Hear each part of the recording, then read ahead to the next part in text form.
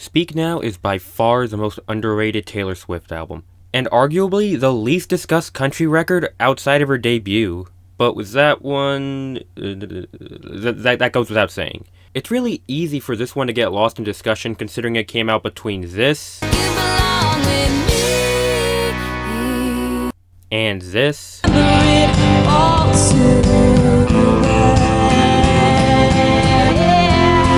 It was never as iconic as the former, nor was it nearly as spectacular as the latter. But that doesn't mean it doesn't have some pretty stellar music on it. Speak Now is essentially a teenage 2000s rom-com turned into a pop rock album. You explore nearly every cliche imaginable, from simple crushes to jealous rivals, last dances at the junior prom. Like, for the love of God, the album ends with what's by and large the end credits to a Lindsay Lohan movie.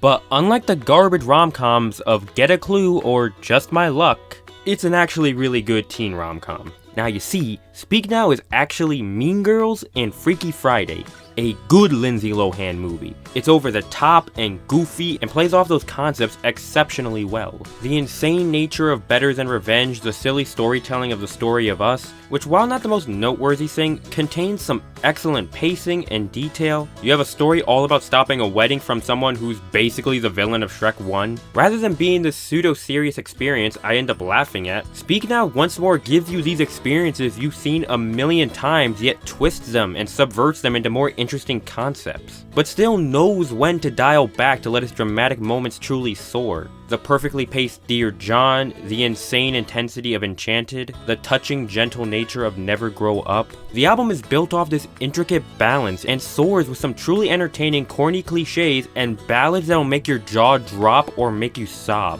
along with having the most country song Swift has ever recorded. So while this isn't my favorite record of hers, I do have a soft spot for it. And now that we've reached this latest remake, I gotta say, I don't know, I was gonna check it out, but no high expectations. We've gotten a Taylor Swift record every year since 2019, and the release grind has just not stopped. To the point where even though Swift sits comfortably in my top 3 favorite artists of all time, I ended up being burned out and didn't really feel like touching another Swift project or getting invested in any significant way.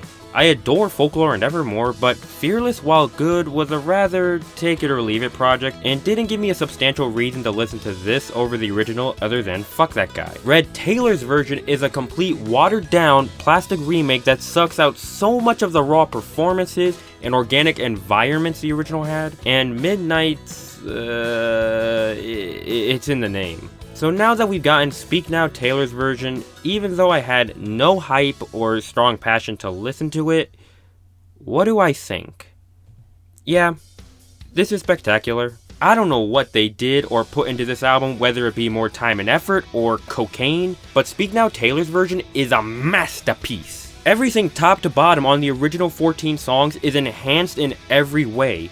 The mastering is better. Taylor's way of replicating her younger voice has gotten so much better since Red. Now, I know this was a rather controversial subject, but if you asked me, the main idea of Red was it was all about young love. And when you have Taylor singing in her normal 30-year-old voice, the idea kinda gets lost. And that would have gotten even more lost when the main theme of this album is growing up into a fully realized adult. But this album sounds so authentic that it's like if Taylor traveled back in time to 2010 and got her past self to record this instead.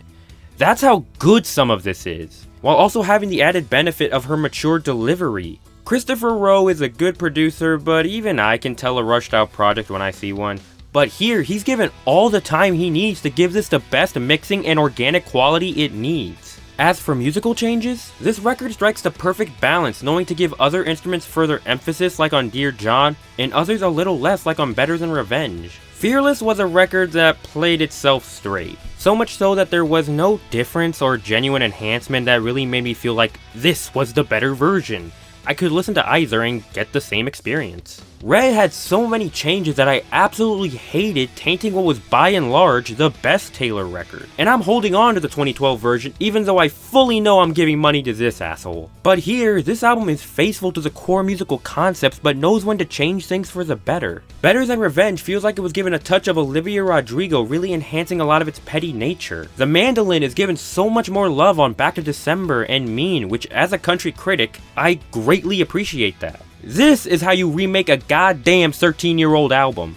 Now, you may be wondering why I've yet to talk about the new Vault songs, and the reason I'm not doing that is because they are easily the worst part of the album. Now, even though this is by far the best remake, it contains by far the worst Vault songs. With both Fearless and Red, I could tell these songs were made in the eras they came from. And aside from Timeless, the only good Vault song off this project, the rest of these don't sound like they were created in 2010. They sound like they were created in 2022, not off Taylor Swift's Speak Now, but off of Midnight. Speak Now is such a colorful high school driven experience, and this is so adult, so poorly conceived that the tones don't jive and feel like they come from drastically different levels of quality and also eras. I enjoy Timeless, and it's by far the best written of any of these new ones, but where I enjoyed every single Vault song on every other project, I really have no need to visit these ever again and exist as something only the diehard Swiftie would enjoy.